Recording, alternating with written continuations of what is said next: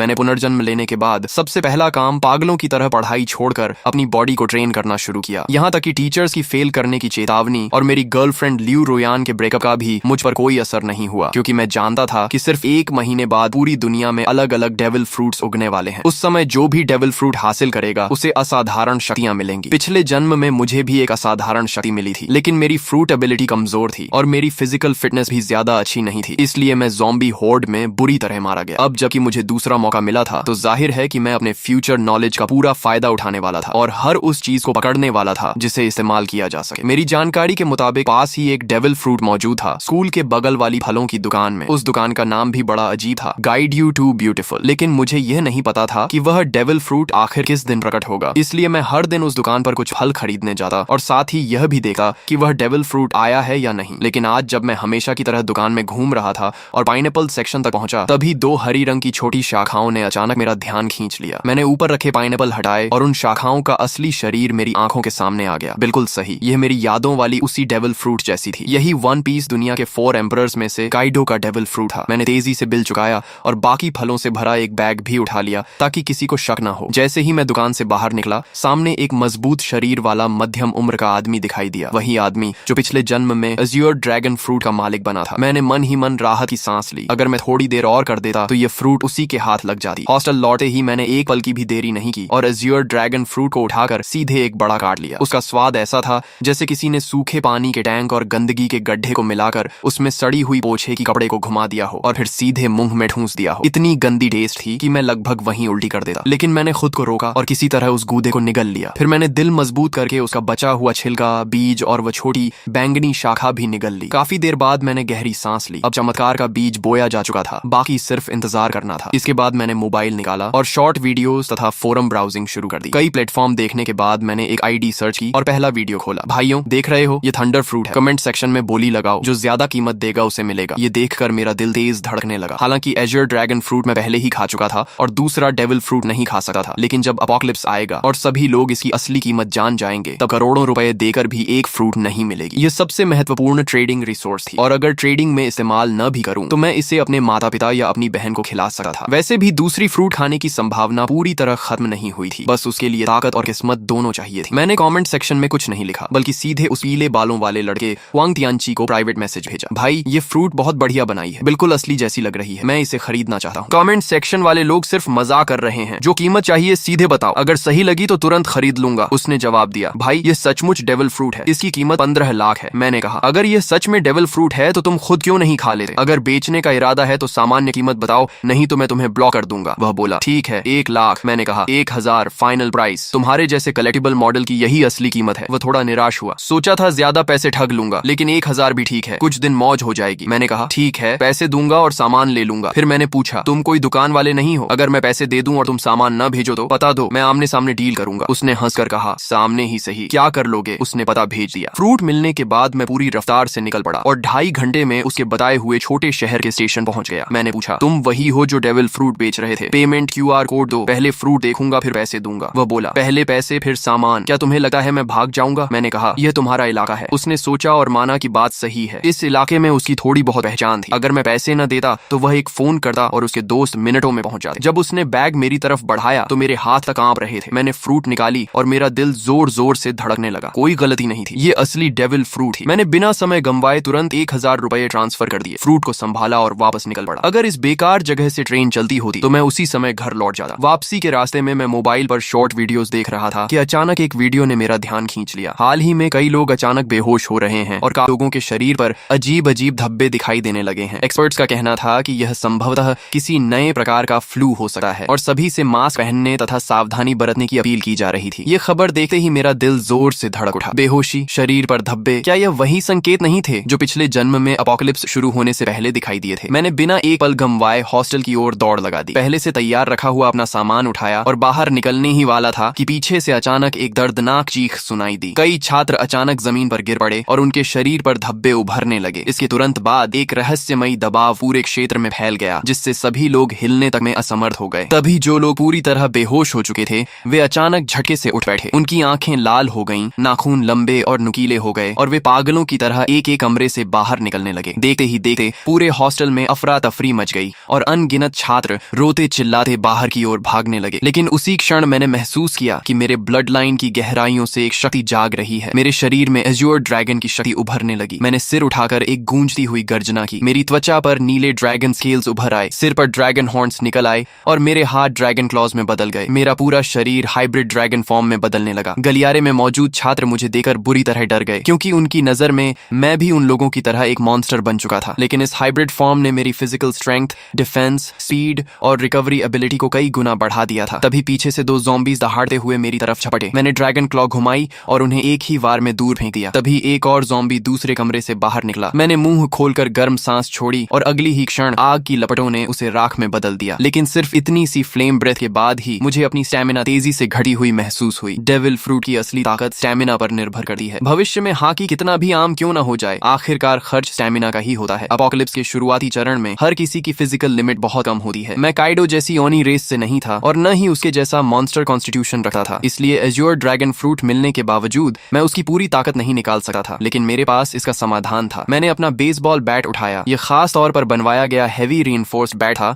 जो ज़ॉम्बी के सिर कुचलने के लिए बिल्कुल परफेक्ट था। मैंने बैट घुमाया और उस पर बिजली की लहरें दौड़ने लगी। एज्योर ड्रैगन फ्रूट हवा, आग और बिजली तीनों एलिमेंट्स को कंट्रोल कर सकता था। भले ही इसकी ताकत लोजिया फ्रूट्स जितनी ना हो, लेकिन अटैक एनहांस करने के लिए यह काफी थी। मैं गलियारे में ज़ॉम्बीज का सफाया करता हुआ आगे बढ़ता गया और जल्दी ही बाकी छात्रों का ध्यान मेरी तरफ गया। लगातार ज़ॉम्बीज को खत्म करने की वजह से उन्हें भागने और सांस लेने का मौका मिल रहा था। बिजली से घिरा मेरा बेसबॉल बैट सचमुच थंडर बागवा जैसा लग रहा था। लगभग हर ज़ॉम्बी मेरे सामने एक ही वार में खत्म हो रहा था। लेकिन मैं इस कत्लेआम के रोमांच में नहीं डूबा। लड़ते हुए मैं तेजी से नीचे की ओर बढ़ता रहा। मेरा पहला लक्ष्य था किसी भी कीमत पर घर पहुंचना, ताकि इस जन्म में मेरे माता पिता और मेरी छोटी बहन को फिर कभी अपमान और अत्याचार न सहना पड़े। दूसरा लक्ष्य था जितनी जल्दी हो सके 100 ज़ॉम्बीज मारना, क्योंकि जो व्यक्ति अकेले 100 ज़ॉम्बीज खत्म करता उसके लिए डिवाइन स्पेस खुल जाती थी। वहां से मैं 3 कलर हाकी की ट्रेनिंग मेथड प्राप्त कर सकता था और अपनी ताकत तेजी से बढ़ा सकता था। एज्योर ड्रैगन उड़ सकता था, लेकिन मेरी मौजूदा स्टैमिना इतनी नहीं थी कि मैं उड़कर घर पहुंच सकूं। इसलिए मैं लोहे के बैट को घुमाते हुए एज्योर ड्रैगन वॉर गॉड की तरह आगे बढ़ता गया। मेरे पीछे बड़ी संख्या में छात्र जमा हो गए जो मेरे पीछे पीछे निकलना चाहते थे, लेकिन उन्हें नहीं पता था कि अपोकलिप्स में कहीं भी सेफ प्लेस नहीं होती। कई बार हॉस्टल का दरवाजा बंद करके अंदर छिपे रहना ज्यादा समय तक जिंदा रख सकता था। जब मैं हॉस्टल से बाहर निकला तो नीचे का दृश्य देखकर मेरी आंखें सिकुड़ गईं। यह स्कूल कभी एक मास ग्रेवयार्ड हुआ करता था। कैंपस में यह अफवाह मशहूर थी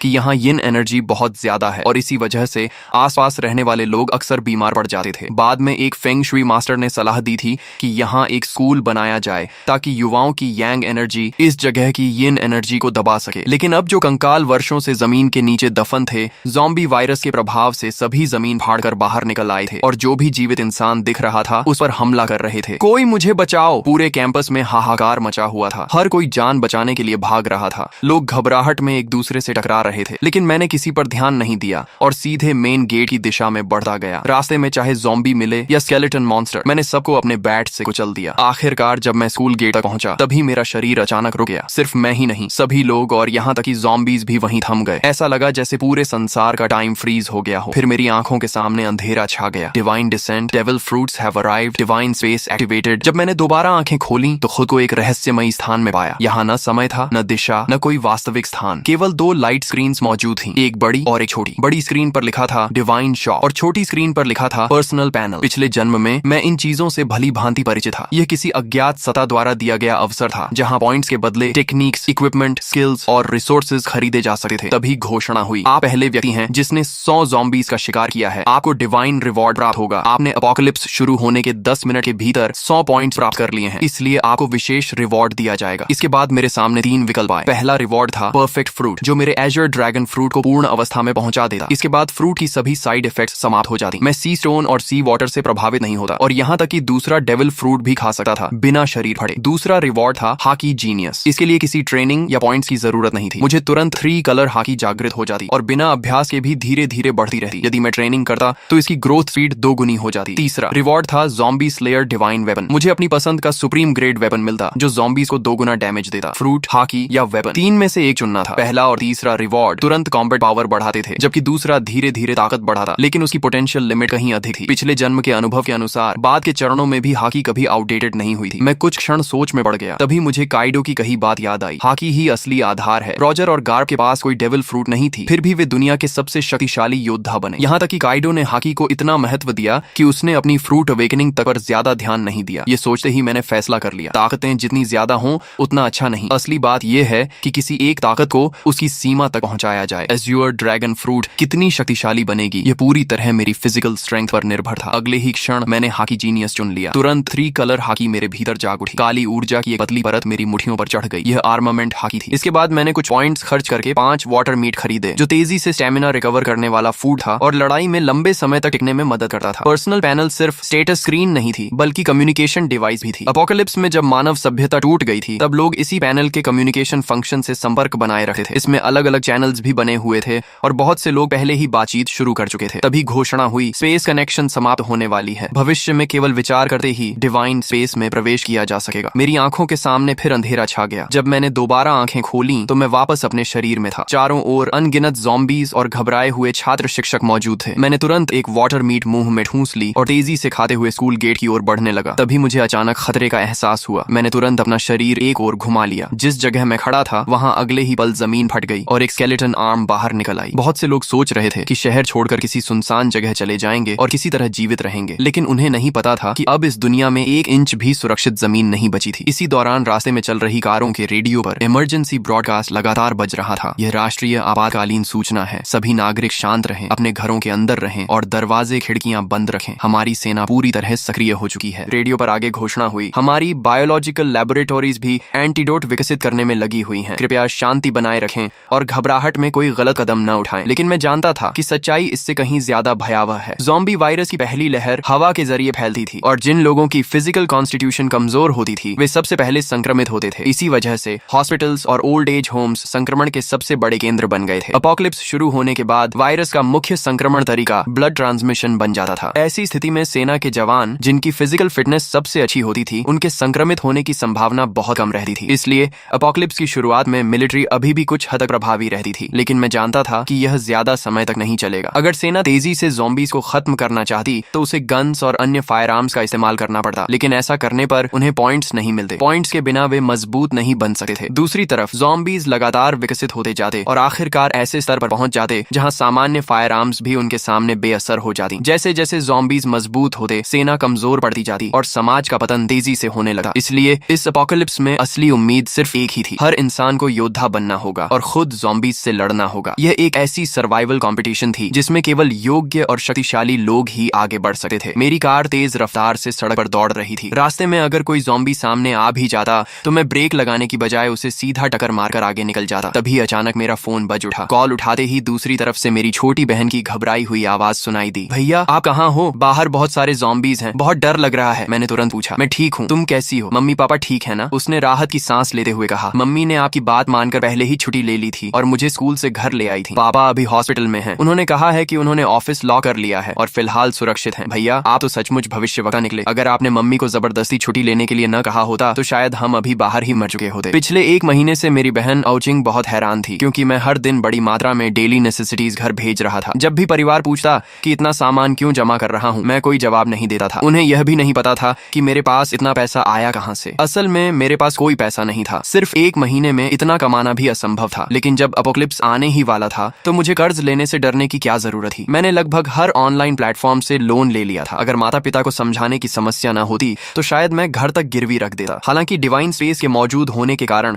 बहुत ज्यादा रिसोर्सेज जमा करने की जरूरत भी नहीं थी। यह सामान सिर्फ इमरजेंसी के लिए था। हम बात ही कर रहे थे कि सामने एक लग्जरी कार अचानक रास्ते में कूद पड़े ज़ॉम्बी से बचने की कोशिश में पलट गई। उसी पल एक भयानक चेन कलिजन शुरू हो गई। पीछे आ रही कई गाड़ियां एक दूसरे से टकरा गईं और कुछ ही सेकंड में सड़क पर तबाही मच गई। कई लोग वहीं मारे गए, लेकिन मैं पहले से जानता था कि ऐसा होगा। अब रुकना संभव नहीं था। मैंने तुरंत अपना बैकपैक और बेसबॉल बैट पकड़ा, एज्योर ड्रैगन फॉर्म में बदल गया और कार की छत तोड़कर सीधे आसमान में उड़ गया। बादलों और धुंध ने मेरे विशाल ड्रैगन बॉडी को ऊपर उठाया और मैं तेजी से आसमान की ओर बढ़ गया। यह चमत्कारी दृश्य देखकर सड़क पर मौजूद सभी लोग स्तब्ध रह गए। पहले से भयानक कार एक्सीडेंट अब और भी ज्यादा अराजक हो गया, लेकिन मुझे नीचे हो रहे हंगामे से कोई मतलब नहीं था। मैं सीधे बादलों के बीच घुस गया और अपने घर की दिशा में उड़ने लगा। बीच बीच में मैं बैकपैक से वाटर मीट निकाल कर खाता ताकि स्टेमिना रिकवर होती रहे। मेरी मौजूदा ताकत इतनी नहीं थी कि मैं लगातार लंबे समय तक उड़ सकूं। आखिरकार जब सारी वाटर मीट खत्म हो गई तो मुझे जमीन पर उतरना पड़ा और मैं वापस ह्यूमन फॉर्म में बदल गया। मैंने आसपास नजर दौड़ाई। फिलहाल वहां कोई ज़ॉम्बी दिखाई नहीं दे रहा था। मैंने तुरंत डिवाइन स्पेस में प्रवेश किया और फिर से 5 वाटर मीट एक्सचेंज कर ली और उन्हें बैकपैक में भर लिया। इस समय मेरे बैकपैक में सिर्फ 5 वाटर मीट और एक थंडर फ्रूट ही। एक वाटर मीट खाने के बाद मैंने दोबारा उड़ान नहीं भरी, क्योंकि वाटर मीट स्टेमिना तो रिकवर कर सकती थी, लेकिन अगर लगातार उसी पर निर्भर रहा जाए तो स्टेमिना कंजम्पशन और तेज हो जाती थी। साथ ही मेंटल फटीग को यह बिल्कुल रिकवर नहीं कर सकती थी। मैंने मैप खोला और अपनी स्थिति देखी। मुझे किसी हाईवे तक पहुंचना था और वहां से एक व्हीकल हासिल करनी थी। दिशा तय करने के बाद मैं फिर से एज्योर ड्रैगन में बदल गया। इस बार मैं सिर्फ 10 मिनट तक उड़ा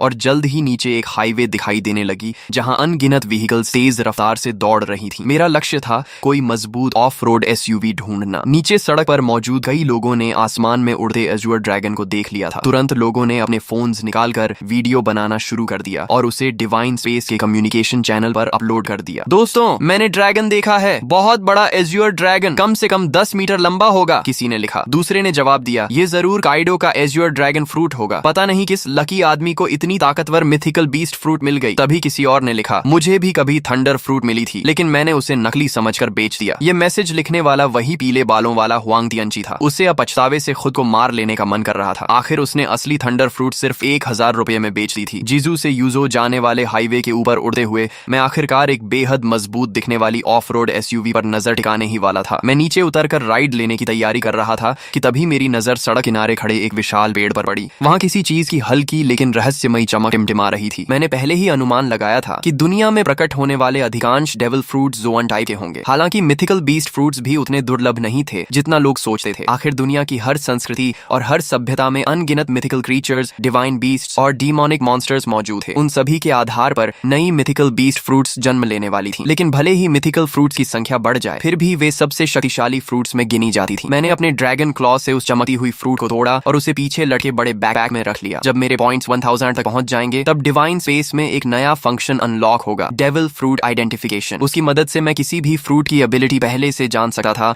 और किसी बेकार फ्रूट को खाने से बच सकता था। हालांकि यह सुविधा बहुत महंगी थी। हर आइडेंटिफिकेशन के लिए पूरे 1000 पॉइंट्स खर्च करने पड़ते थे। मैं दोबारा उस ऑफ रोड एसयूवी का पीछा करने ही वाला था कि अचानक आगे चल रहा एक बड़ा ट्रक बुरी तरह पलट गया। उसी पल उसके अंदर से 3 ज़ॉम्बीज बाहर निकले और आसपास की गाड़ियों पर हमला करने लगे। लेकिन उस समय किसी के पास रुकने का साहस नहीं था। एक ड्राइवर ने एक्सेलरेटर पूरी ताकत से दबाया और सीधे ज़ॉम्बीज के ऊपर गाड़ी चढ़ा दी। फिर वह गाड़ी को दाएं बाएं घुमाकर ज़ॉम्बीज को गिराने की कोशिश करने लगा। उसकी इस हरकत ने तुरंत एक और चेन एक्सीडेंट पैदा कर दिया। मैंने उधर सिर्फ एक नजर डाली और फिर पलटे हुए ट्रक के पास उतर गया। ह्यूमन बीस्ट फॉर्म में बदलकर मैंने ट्रक के किनारे को पकड़ लिया और एज्योर ड्रैगन की विशाल शक्ति का इस्तेमाल करते हुए उसे जबरदस्ती सीधा खड़ा कर दिया। एज्योर ड्रैगन फ्रूट द्वारा दी गई स्ट्रेंथ वास्तव में भयावह थी। इसके बाद मैं ट्रक के अंदर घुसा और खुद उसे चलाने लगा। जब धीरे धीरे मुझे एहसास हुआ कि वे सभी मेरी ट्रक के पीछे पीछे चल रही हैं। मैंने रियर व्यू मिरर में यह दृश्य देखा, लेकिन मुझे इससे कोई फर्क नहीं पड़ा। जब तक वे मेरे काम में रुकावट नहीं डालते, उन्हें मेरे पीछे आने से कोई समस्या नहीं थी। रास्ते भर बार बार एक्सीडेंट्स होते रहे। मैं समय समय पर ट्रक से उतरता, ज़ॉम्बीज को खत्म करता और सड़क साफ करता। तभी एक मोटा और अमीर दिखने वाला मध्यम उम्र का आदमी मुस्कुराते हुए मेरे पास आया और बोला, अगर आप मेरी सुरक्षा करेंगे तो मैं आपको जितना पैसा चाहिए उतना दे सकता हूँ। मैंने उसकी तरफ ठंडी नजर से देखा और कहा, एक कदम और आगे बढ़ाया तो मरोगे। वह आदमी इतना डर गया कि अनजाने में वहीं घुटनों के बल बैठ गया। उस समय मेरी ड्रैगन फॉर्म और उससे निकल रही किंगली ऑरा उसे ऐसे महसूस हो रही थी जैसे उसके सामने कोई सर्वोच्च शासक खड़ा हो। मेरी हल्की सी कॉन्करर्स हाकी ने आसपास खड़े कई लोगों को डर से जड़ कर दिया। फिर भी मौत का डर इंसान से कुछ भी करवा सकता है। एक बेहद खूबसूरत मैच्योर वुमन हिम्मत करके मेरे पास आई। अपोकलिप्स के बीच भी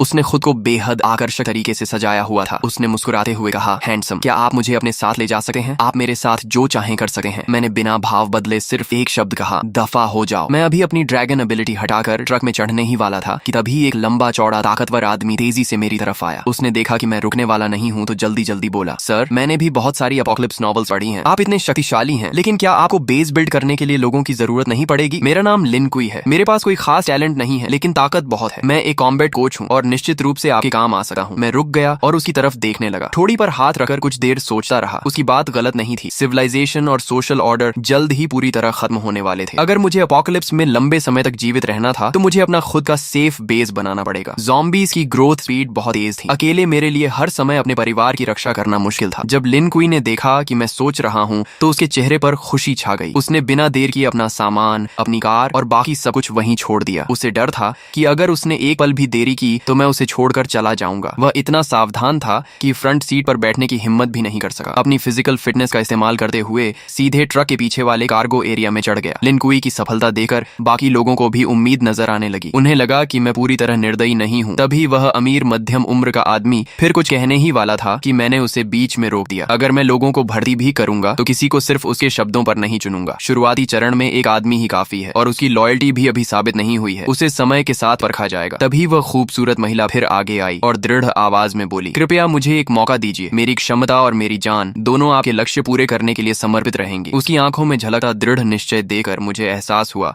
कि यह महिला साधारण नहीं है, शायद इसमें वाकई कुछ खास था। मैंने कुछ सेकंड तक उसे ध्यान से देखा और फिर कहा, गाड़ी में चढ़ जाओ। महिला खुशी से झूम उठी, लेकिन मेरी अनुमति के बिना वह भी फ्रंट सीट पर नहीं बैठी। उसने अपनी पूरी ताकत लगाकर ट्रक के पीछे वाले कार्गो एरिया में चढ़ना शुरू कर दिया। मैं यह सब देखकर मन ही मन सिर हिलाने लगा। शायद यह महिला सिर्फ एक सुंदर चेहरा नहीं थी, पीछे खड़े कई लोग भी इन दोनों की तरह मेरे साथ जाना चाहते थे। लेकिन जैसे ही मैंने हल्की सी कॉन्करर्स हाकी छोड़ी, सभी डर के मारे जमीन पर गिर पड़े। उनमें से किसी ने कांपती आवाज में कहा, हे भगवान, इस बॉस ने तो कॉन्करर्स हाकी भी जगा ली है। कुछ अनुभवी वन पीस फैंस तुरंत इस किंगली ऑरा को पहचान गए। मैं वापस ड्राइवर सीट पर बैठा और ट्रक को आगे बढ़ा दिया। करीब 2.5 घंटे की यात्रा के बाद आखिरकार मुझे सड़क किनारे एक सर्विस एरिया दिखाई दिया, लेकिन वह जगह पूरी तरह ज़ॉम्बीज़ के कब्जे में थी। रास्ते से गुजरने वाले लोग वहां फ्यूल और फूड लेने जाना चाहते थे, लेकिन वहां मौजूद ज़ॉम्बीज़ की भारी संख्या देखकर हिम्मत नहीं कर पा रहे थे। मगर मुझे इसकी चिंता नहीं थी। जैसे ही ट्रक वहां रुका, ज़ॉम्बीज़ का एक बड़ा झुंड हमारी तरफ दौड़ पड़ा। वे ड्राइवर कैबिन में तो नहीं घुस सकते थे, इसलिए ट्रक के पीछे चढ़कर लिन कुई और उस महिला पर हमला करने की कोशिश करने लगे। दोनों डरकर कार्गो एरिया के अंदर दुबक गए और सिर तक बाहर निकालने की हिम्मत नहीं कर पाए। मैं ट्रक से उतरा, ह्यूमन बीस्ट फॉर्म में बदला और बेसबॉल बैट घुमाते हुए कुछ ही सेकंड में ट्रक पर चढ़ रहे कई ज़ॉम्बीज़ के सिर कुचल दिए। तभी मुझे एहसास हुआ कि पीछे पीछे आ रहा पूरा व्हीकल कॉन्वॉय भी इस सर्विस एरिया तक पहुंच चुका था। वे लोग चाहते थे कि मैं ज़ॉम्बीज़ को खत्म कर दूं ताकि वे आराम से फ्यूल और सप्लाईज ले सकें। लेकिन जैसे ही उनकी गाड़ियां वहां पहुंची, अगले ही पल ज़ॉम्बीज़ का विशाल झुंड उन गाड़ियों की ओर टूट पड़ा और मजबूर होकर वह पूरा व्हीकल कॉन्वॉय सर्विस एरिया छोड़कर आगे निकल गया। उधर मैं एक एक वार में ज़ॉम्बीज़ को खत्म करता गया और कुछ ही देर में पूरे सर्विस एरिया को साफ कर दिया। सिर्फ एक ज़ॉम्बी मैंने लिनकुई के लिए छोड़ी ताकि वह प्रैक्टिस कर सके। आखिर वह एक कॉम्बैट कोच था, इसलिए उसकी स्ट्रेंथ, स्पीड और कॉम्बैट रिफ्लेक्सेस वाकई अच्छे थे। जब तक मैं फ्यूल भरकर लौटा, तब तक उसने भी उस ज़ॉम्बी को सफलतापूर्वक मार गिराया था। सप्लाईज इकट्ठा करने के बाद मैंने आखिरकार उस छिपाव पहने खूबसूरत महिला का नाम पूछा। हालांकि वह दिखने में पतली दुबली थी और पहली नजर में ज्यादा उपयोगी नहीं लगती थी, लेकिन जब से वह मेरी ट्रक पर चढ़ी थी, उसने खुद को काफी अच्छा साबित किया था। ज़ॉम्बीज़ के ट्रक पर चढ़ने के दौरान भी उसने चीख पुकार नहीं मचाई थी। इससे मेरे मन में उसके लिए सम्मान थोड़ा और बढ़ गया। जैसे ही मैंने उसका नाम पूछा, उसने तुरंत जवाब दिया, मेरा नाम लियू मेंग कियन है। मैंने कहा, अब से फ्रंट सीट पर बैठो, ट्रक के कार्गो एरिया में चढ़ने की जरूरत नहीं है। ये सुनते ही उसने सिर झुकाकर कहा, जी मास्टर। उसके मुंह से निकला यह संबोधन मुझे फिर से चौंका गया। उसने मेरा नाम तक नहीं पूछा और सीधे मुझे मास्टर कहकर संबोधित करने लगी। जो व्यक्ति अपना ईगो और प्राइड छोड़ सकता है, वही एपोकलिप्स जैसी दुनिया में ज्यादा समय तक जीवित रह सकता है। थोड़ी देर बाद हम फिर से यात्रा पर निकल पड़े। रास्ते में मुझे एक बार फिर मेरी बहन आओ चिंग का फोन आया। भैया आप कहाँ हो? पापा हॉस्पिटल के ऑफिस में फंसे हुए हैं। मैंने सुना है हॉस्पिटल में सबसे ज्यादा ज़ॉम्बीज़ हैं। पापा के पास खाना पानी भी नहीं है। मुझे बहुत डर लग रहा है कि उन्हें कुछ हो न जाए। उसकी आवाज रोने जैसी हो गई थी। फोन के दूसरी तरफ मेरी माँ की आवाज भी सुनाई दी। हाउ हाउ, तुम्हारे स्कूल का क्या हाल है? तुम अपना ध्यान रखना, हम तुम्हें बचाने का कोई रास्ता ढूंढ लेंगे। मैंने कहा, माँ चिंता मत करो, मुझे काइडो का एजर ड्रैगन फ्रूट मिल गया है। डेविल फ्रूट का नाम सुनते ही आओ चिंग का डर काफी कम हो गया। हम भाई बहन पूरे 1 घंटे तक फोन पर बातें करते रहे। कॉल खत्म होने के बाद मैंने तुरंत अपने पिता को फोन किया। मैंने उन्हें बताया कि मैं अब एबिलिटी यूजर बन चुका हूँ और जल्द ही हॉस्पिटल पहुंचकर उन्हें बचा लूंगा। मैंने उन्हें सख्त हिदायत दी कि ऑफिस के अंदर छिपे रहें और बाहर निकलने की कोशिश न करें। दूसरी तरफ ऑफिस में फंसे एओ हाई भूख, प्यास और लगातार दरवाजा पीटे ज़ॉम्बीज़ की वजह से बेहद परेशान थे। वह आधी नींद और आधी बेहोशी की हालत में थे कि तभी मेरा फोन आया। मेरा नाम देखते ही उनमें जान आ गई। जब मैंने उन्हें वीडियो कॉल की और उन्होंने मुझे ड्रैगन ह्यूमन फॉर्म में ज़ॉम्बीज़ का सफाया करते देखा, तब जाकर उनके दिल को सुकून मिला। उन्होंने मुझे अपने ऑफिस का रास्ता बताया। मैं तेजी से हॉस्पिटल के एक कोने में बने ऑफिस तक पहुंच गया। वहां 12 ज़ॉम्बीज़ लगातार दरवाजा तोड़ने की कोशिश कर रहे थे। दरवाजे में कई बड़े छेद भी हो चुके थे। अगर अंदर से टेबल्स और चेयर्स लगाकर उसे ब्लॉक न किया गया होता तो ज़ॉम्बीज़ कब के अंदर घुसकर पापा को टुकड़े टुकड़े कर चुके होते। मैंने बेसबॉल बैट घुमाई और कुछ ही सेकंड में उन सभी ज़ॉम्बीज़ के सिर तोड़ डाले। फिर एक जोरदार किक मारकर ऑफिस का दरवाजा खोल दिया। अंदर मौजूद पापा की हालत जरूर खराब थी, लेकिन वे पूरी तरह सुरक्षित थे। मेरे लिए यही सबसे बड़ी खुशखबरी थी। एओ हाई वाटर मीट खाते हुए बोले, तो ये वही डेविल फ्रूट एबिलिटी है जिसके बारे में तुम और आओ चिंग बात कर रहे थे। ऑफिस में फंसे रहने के दौरान उन्होंने डिवाइन स्पेस के कम्युनिकेशन चैनल्स में बहुत सारे वीडियोस और डिस्कशंस देख लिए थे, इसलिए उन्हें वन पीस और डेविल फ्रूट्स के बारे में कुछ जानकारी हो गई थी। मैं हंस पड़ा और एक और अंदर घुसे ज़ॉम्बी का सिर बैट से कुचलते हुए बोला, कैसा लगा आपका बेटा? कूल है ना? आओ हाई मुस्कुराकर बोले, बहुत कूल है बदमाश। अपोकलिप्स शुरू होने के बाद उन्होंने अपनी आंखों से अनगिनत लोगों को ज़ॉम्बीज़ के हाथों मरते देखा था। ऐसे में उनका पूरा परिवार अभी तक सुरक्षित था। यही उनके लिए सबसे बड़ी खुशी थी। हॉस्पिटल से बाहर निकलते समय मैंने देखा कि कई कई बिल्डिंग्स के दरवाजों और खिड़कियों के पीछे लोग छिपे हुए बाहर झांक रहे थे। जब उन्होंने एओ हाई को एक ड्रैगन मैन के साथ जाते देखा और यह भी देखा कि वह ड्रैगन मैन कितनी आसानी से ज़ॉम्बीज़ को मार रहा है, तो कई लोग मदद के लिए चिल्लाने लगे, ओल्ड हाई, हमें भी बचा लो। आओ हाई के चेहरे पर दया की झलक दिखाई दी। उन्होंने कहा, हाओ, इन्हें भी बचा लो, ये सब मेरे कॉलीग्स हैं, बहुत बेचारे हैं। मैंने ठंडे स्वर में जवाब दिया, बचाकर क्या करूंगा? क्या मैं इन्हें एक एक करके इनके घर भी छोड़ूंगा? और अगर घर पहुंच भी गए तो क्या वे निश्चित रूप से जिंदा रह पाएंगे? मैंने उनकी पुकारों को अनसुना किया और पापा को लेकर आगे बढ़ गया। रास्ते में हम उस कमरे के पास पहुंचे जहां लिन कुई और लियू मेंकियन छिपे हुए थे। मैंने दरवाजे पर हमला कर रहे ज़ॉम्बीज़ को खत्म किया और फिर एक बार में दरवाजा तोड़ दिया। मुझे देखकर दोनों तुरंत बाहर आ गए और एक साथ बोले, मास्टर। ये सुनकर आओ हाई की आंखें फैल गईं। एक तरफ मांसपेशियों से भरा विशाल आदमी और दूसरी तरफ एक बेहद खूबसूरत महिला, दोनों मेरे सामने इतनी इज्जत से झुके हुए थे। खासकर लियू मेंकियन द्वारा मुझे मास्टर कहना उन्हें और भी अजीब लग रहा था। उनके चेहरे पर साफ लिखा था, हे भगवान, मेरा बेटा आखिर बाहर क्या क्या कर रहा है। यहाँ तक कि मेरी 2 जन्मों की मोटी चमड़ी भी थोड़ा गर्म हो गई। मैंने सामान्य बने रहने की कोशिश करते हुए कहा, ये दोनों रास्ते में मिले छोटे भाई बहन जैसे हैं। लेकिन आओ हाई की आंखें साफ कह रही थीं कि उन्हें मेरी बात पर जरा भी विश्वास नहीं हुआ। मैं और कुछ समझाने की बजाय चुप हो गया। हम सभी ट्रक तक पहुंचे। मैंने पापा को फ्रंट सीट पर बैठाया और लियू मेंकियन को फिर से कार्गो एरिया में भेज दिया। जब हम घर पहुंचे तो मेरी बहन आओ चिंग ने लियू मेंकियन को देखते ही आश्चर्य से मुंह खोल दिया। वाह, कितनी सुंदर महिला है। और अभी इसने भैया को क्या कहा, मास्टर? फिर उसने लिन कुई की तरफ देखा। और ये मसल मॉन्स्टर कौन है? अगर कोई कह दे कि यह स्पेशल फोर्सेस का सैनिक है तो भी मैं मान लूंगी। और ये भी भैया को बॉस कह रहा है। इस समय लियू मेंकियन एक परफेक्ट मेड की तरह दोनों हाथ पेट के सामने जोड़कर शांति से मेरे पीछे खड़ी थी। वहीं लिन कुई काफी असहज महसूस कर रहा था। वह मिलनसार व्यक्ति था,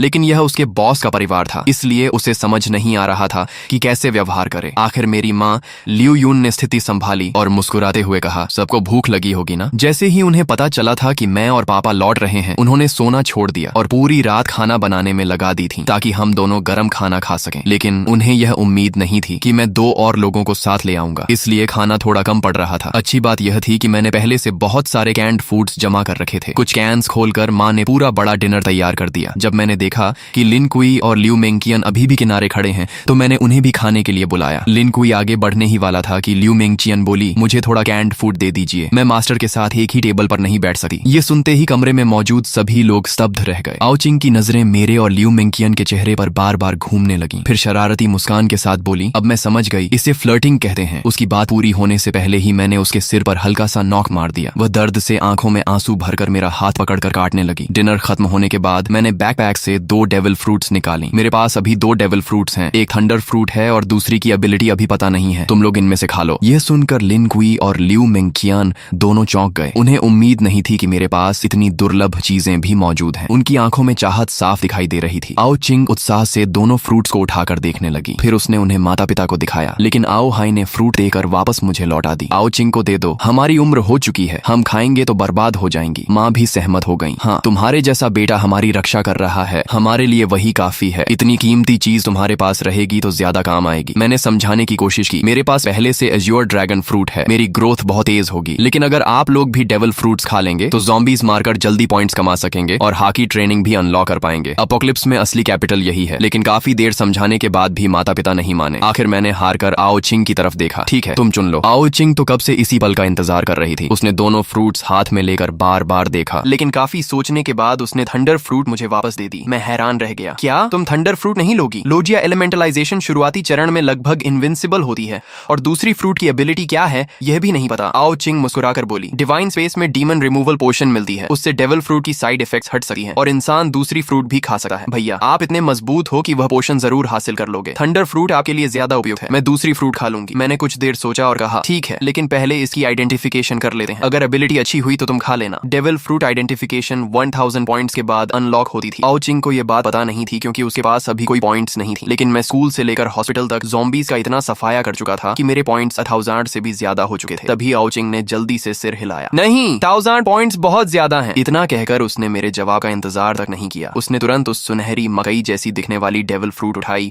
और एक बड़ा टुकड़ा काटकर निगल लिया। ये देखकर मैं घबरा गया। मुझे बिल्कुल उम्मीद नहीं थी कि वह सीधे फ्रूट खा लेगी। अगर यह कोई कमजोर एबिलिटी निकली तो बाद में पछताने का भी मौका नहीं मिलेगा। लेकिन अब बहुत देर हो चुकी थी। आओ चिंग फ्रूट का गूदा निगल चुकी थी। मैं केवल मन ही मन प्रार्थना कर सकता था कि उसे कोई शक्तिशाली एबिलिटी मिले। मैं मन ही मन यही प्रार्थना कर रहा था कि यह डेविल फ्रूट कोई शक्तिशाली एबिलिटी दे। कमरे में मौजूद सभी लोग आओ चिंग को घूर रहे थे और उसके शरीर में होने वाले बदलावों पर नजर रखे हुए हुए थे। आओ चिंग खुद भी बेहद घबराई हुई थी। वह अपने शरीर के अंदर दौड़ रही उस रहस्यमयी ऊर्जा को महसूस कर रही थी। जल्द ही वह ऊर्जा उसके पूरे शरीर में फैल गई और उसका शरीर बदलने लगा। अगले ही पल उसका शरीर तेजी से सिकुड़ गया और वह एक हथेली जितनी छोटी, सफेद फर और सुनहरे निशानों वाली चूहे जैसी प्राणी में बदल गई। यह ज़ोअन टाइप है। कमरे में मौजूद सभी लोगों को तुरंत समझ आ गया कि यह एनिमल टाइप फ्रूट है, लेकिन वह छोटा चूहा बिल्कुल साधारण नहीं लग रहा था। उसके शरीर से एक खास तरह की मिस्टिकल ऑरा निकल रही थी, जिससे साफ था कि यह कोई ऑर्डिनरी स्पीसीज नहीं है। मैंने उत्सुकता से पूछा, जल्दी बताओ, ये कौन सी कैटेगरी है? ऑर्डिनरी ज़ोआन, एंशिएंट ज़ोआन या मिथिकल बीस्ट? आओ चिंग ने उत्साह से जवाब दिया, यह मिथिकल बीस्ट है। जैसे ही मैंने मिथिकल बीस्ट सुना, मेरे चेहरे पर खुशी फैल गई। लगता था इस बार आओ चिंग का दांव सफल हो गया था। मिथिकल बीस्ट फ्रूट्स के पास हमेशा कुछ स्पेशल एबिलिटीज होती थी। मैंने तुरंत पूछा, तो इसकी एबिलिटी क्या है? आओ चिंग मुस्कुराई और बोली, देखो। इतना कहकर उसने अचानक नीचे की ओर छलांग लगाई। अगले ही पल उसका पूरा शरीर फर्श के अंदर समा गया। हैरानी की बात यह थी कि जमीन पर कोई गड्ढा नहीं बना, न ही कोई दरार पड़ी। ऐसा लगा जैसे वह सीधे जमीन के अंदर घुस गई हो। कुछ सेकंड बाद वही छोटा चूहा मेरे पीछे से निकल आया और फिर ह्यूमन बीस्ट फॉर्म में बदल गया। उसने गर्व से सीना तान कर कहा, महिलाओं और सज्जनों, मैं आधिकारिक रूप से अपनी डेविल फ्रूट एबिलिटी की घोषणा करती हूँ। मेरी फ्रूट है animal type rat fruit, mythical beast, treasure rat form. फिर उसने उंगली उठाकर कहा, मेरे पास कुल 3 एबिलिटीज हैं। पहली एबिलिटी, मैं किसी भी मिट्टी, पत्थर या अर्थ टाइप ऑब्स्टिकल को पार कर सकती हूँ, चाहे जमीन के अंदर जाना हो या दीवार के आर पार निकलना हो। मेरे लिए यह सिर्फ पानी की एक परत पार करने जैसा है। ये सुनकर हम सब हैरान रह गए, लेकिन आओ चिंग यही नहीं रुकी। उसने आगे कहा, दूसरी एबिलिटी, मेरे पास एक इंडिपेंडेंट ट्रेजर स्पेस है, जिसमें मैं किसी भी नॉन लिविंग ऑब्जेक्ट को स्टोर कर सकती हूँ। इतना कहकर वह कमरे के कोने में रखे मॉप को उठाकर अपने सीने की तरफ ले गई। अगले ही पल उसने उस लंबे मॉप को सीधे अपने शरीर के अंदर धकेल दिया। कमरे में मौजूद सभी लोगों की आंखें फैल गईं। वह लंबा मॉप पूरी तरह उसके शरीर में गायब हो गया। यहाँ तक कि मां लियू यून भी हैरान होकर उसकी तरफ दौड़ी। उन्होंने आओ चिंग के कपड़ों के अंदर हाथ डालकर देखा कि कहीं उसने मॉप छिपाया तो नहीं है, लेकिन वहां कुछ नहीं था। फिर आओ चिंग ने अपना हाथ सीने के पास डाला और उसी मॉप को वापस बाहर निकाल लिया। मेरी सबसे ज्यादा दिलचस्पी दूसरी एबिलिटी में थी। मैंने तुरंत पूछा, इस स्टोरेज स्पेस का साइज कितना है? ये मेरे लिए बेहद महत्वपूर्ण सवाल था। मेरी जानकारी के अनुसार अपोकलिप्स के शुरुआती चरण में किसी भी तरह का स्टोरेज इक्विपमेंट मौजूद नहीं था। बाद में होगा या नहीं, यह भी मुझे नहीं पता था, लेकिन अगर आओ चिंग का स्टोरेज स्पेस बड़ा निकला तो वह हमारे लिए अनमोल साबित हो सकता था। आओ चिंग ने जवाब दिया, अभी इसका साइज सिर्फ 10 क्यूबिक मीटर्स है, लेकिन जैसे जैसे मैं फ्रूट को डेवलप करूंगी, ये स्पेस लगातार बड़ा होता जाएगा। ये सुनकर मैं पहले ही काफी प्रभावित था, लेकिन तभी आओ चिंग ने शरारती मुस्कान के साथ कहा, अभी खत्म नहीं हुआ है, मेरी तीसरी एबिलिटी भी है। मैं एक पल के लिए पूरी तरह चौंक गया। सिर्फ अर्थ ट्रैवल और पर्सनल स्टोरेज स्पेस ही पहले से गॉड टियर एबिलिटीज जैसी थी, और अब वह कह रही थी कि उसके पास तीसरी एबिलिटी भी है। मैंने तुरंत पूछा, क्या? आओ चिंग गर्व से बोली, ट्रेजर डिटेक्शन। ये सुनते ही मेरे मुंह से लगभग गाली निकल गई। अर्थ ट्रैवल, स्टोरेज स्पेस और ट्रेजर डिटेक्शन, ये कॉम्बिनेशन तो बिल्कुल चीट एबिलिटी जैसा था। एक पल के लिए मुझे लगा कि मेरी एज्योर ड्रैगन फ्रूट भी इतनी शानदार नहीं है, लेकिन फिर मैंने खुद को याद दिलाया कि एज्योर ड्रैगन फ्रूट की भी अपनी खूबियां थीं। सबसे पहले